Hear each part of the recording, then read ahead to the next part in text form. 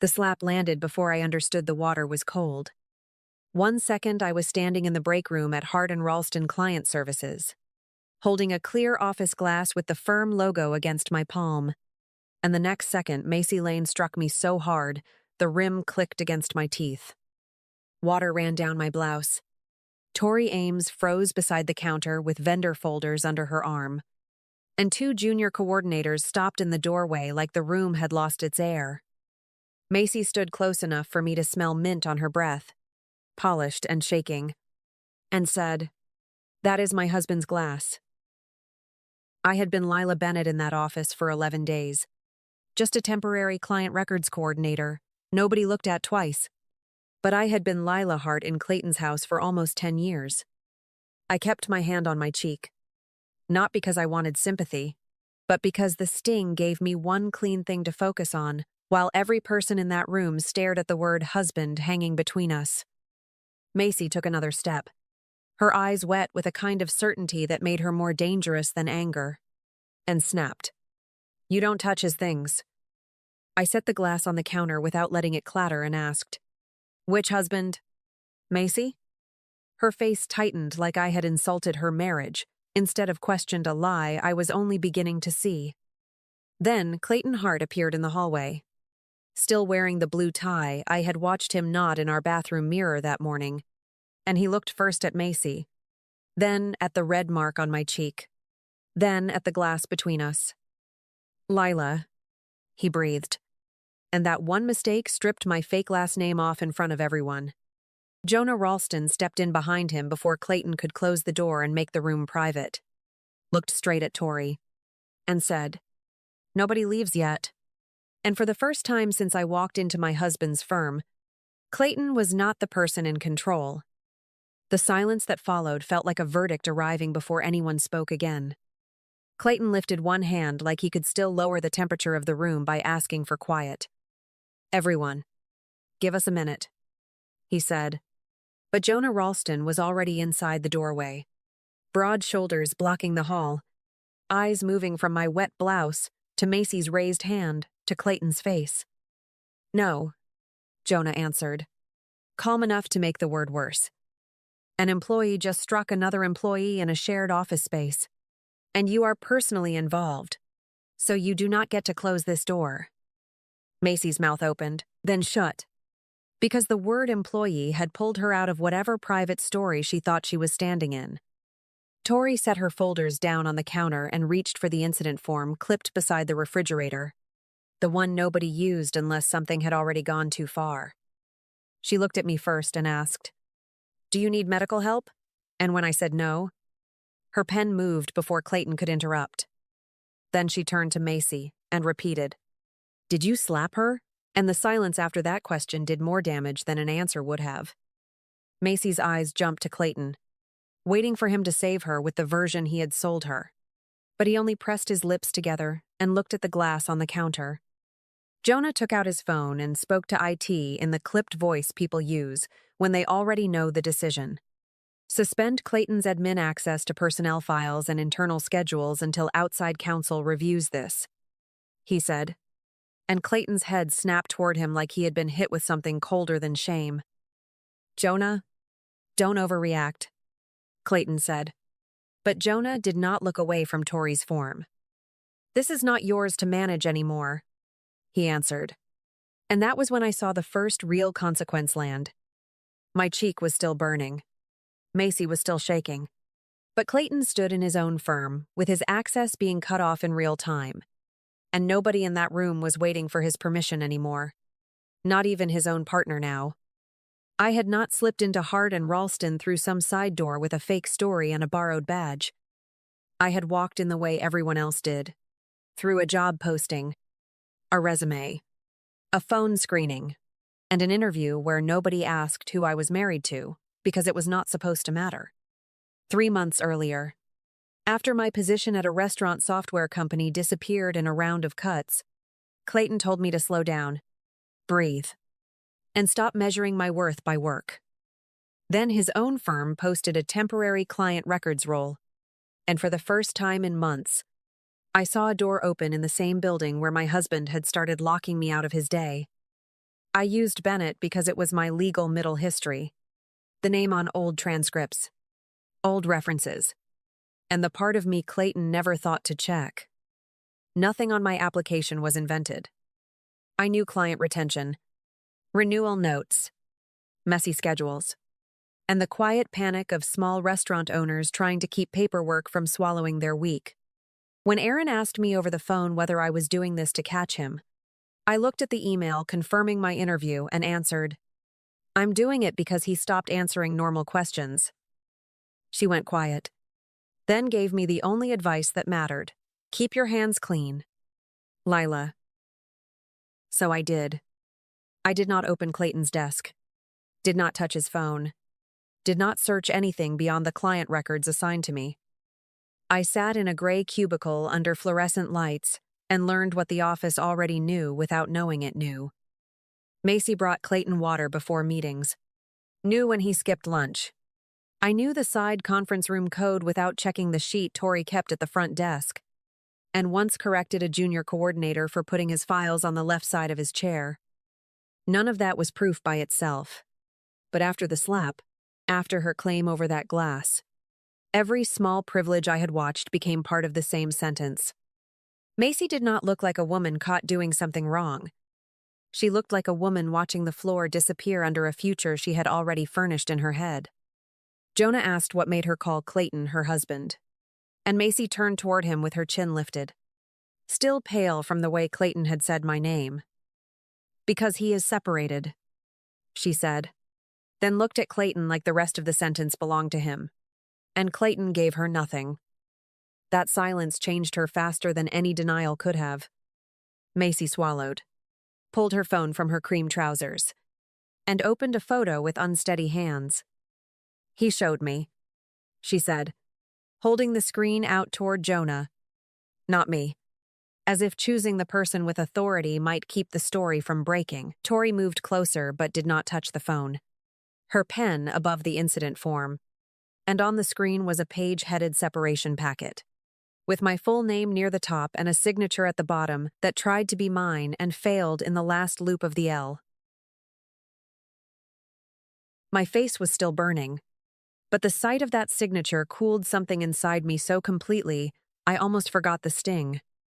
I had signed my name across client renewals, school forms, tax packets, and birthday cards for most of my adult life, and I knew the rhythm of my own hand better than I knew Clayton's voice that morning. Macy kept talking because silence had stopped protecting her, saying, "He said you knew," before her voice thinned around the rest.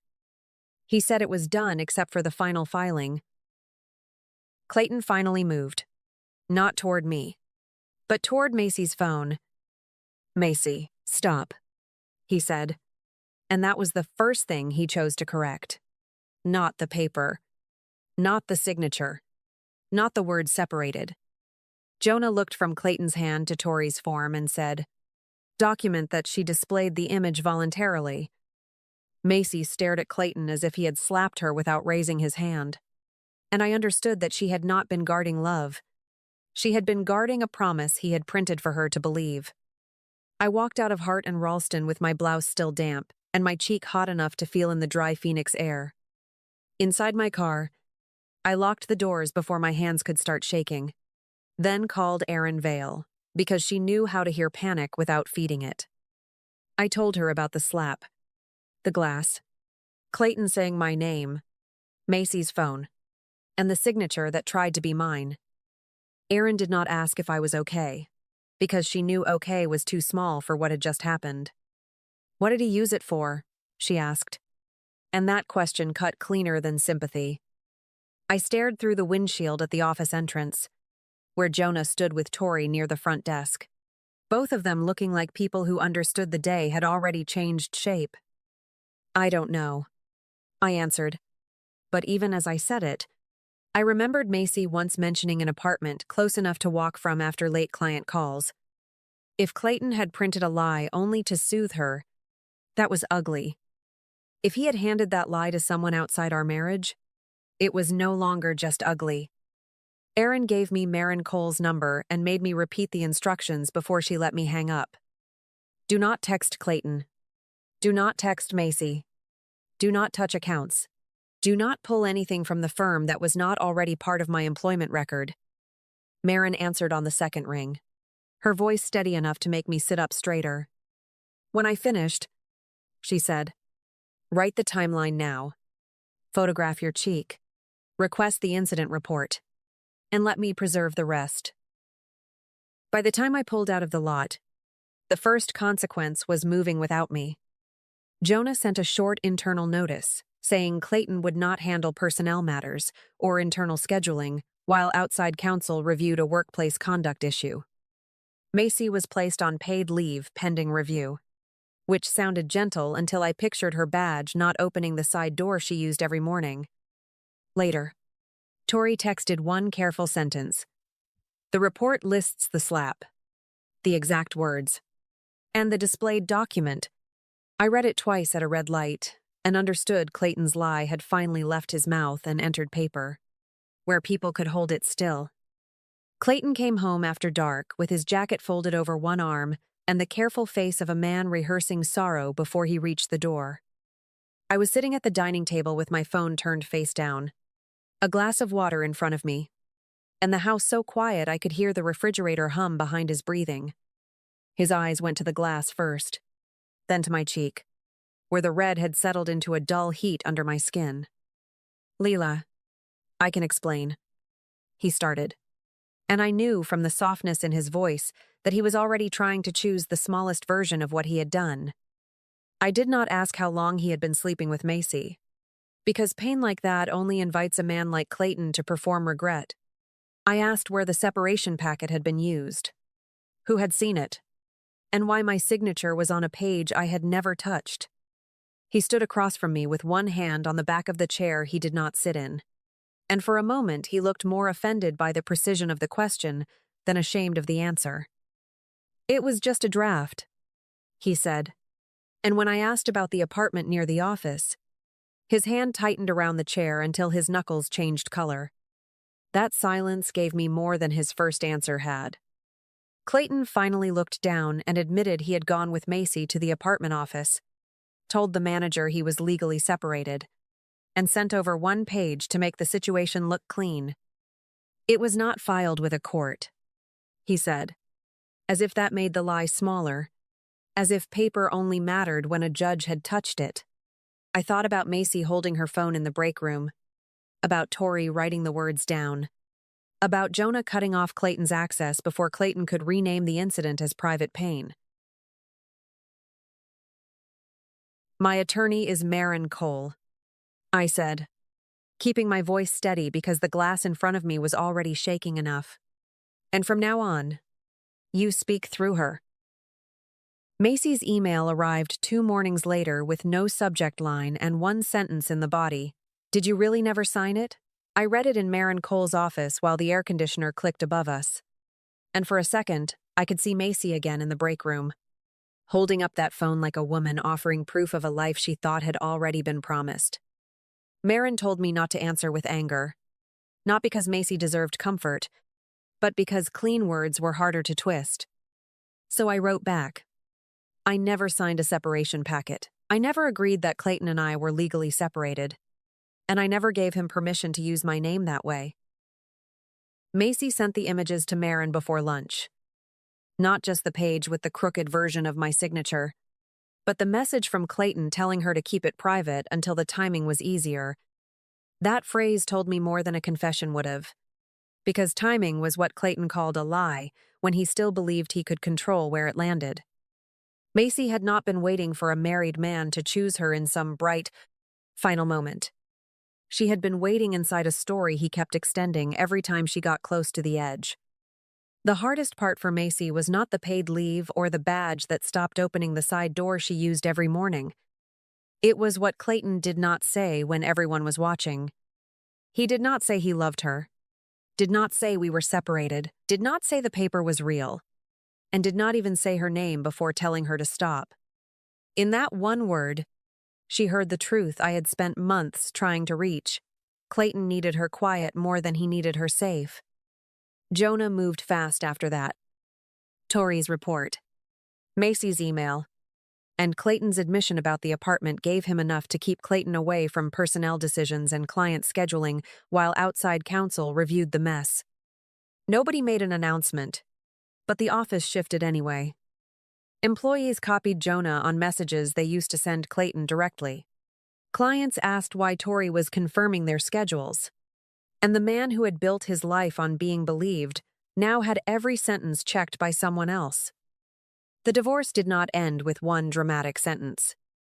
It ended through Maren Cole's office, through Tori's report, Macy's forwarded images, Jonah's access records, and the apartment paper Clayton had tried to make sound harmless. Clayton kept part of Hart and Ralston, but Jonah kept operational control far longer than Clayton expected. And every personnel decision had to pass through someone who no longer accepted his smooth explanations. Macy left before the review finished, took a scheduler job with a dental group outside Phoenix, and whatever she told people later. She knew exactly what Clayton had not said for her when the room went quiet. I left with a fair settlement, my own bank account, and no need to prove the pain to anyone who had already seen the evidence. A few months later, I moved to Tucson and accepted a client success role with a smaller restaurant software company, the kind where nobody knew Clayton Hart unless I chose to explain him. At first I kept Hart because changing a name felt like losing another piece of myself. Then one morning I signed Bennett on a lease renewal form and felt my hand stop shaking. The mark on my cheek faded in days, but the habit of doubting what I saw took longer. And when it finally loosened, I understood that peace sometimes arrives without applause. I do not call that day a victory. Nobody should have to be humiliated in a break room to learn the truth about their own marriage. But when everything closed, I woke in a quiet apartment, poured water into a glass no one could claim, and heard my own name without flinching. Some love stories begin after the promise ends, and mine began with the simple relief of belonging to myself again.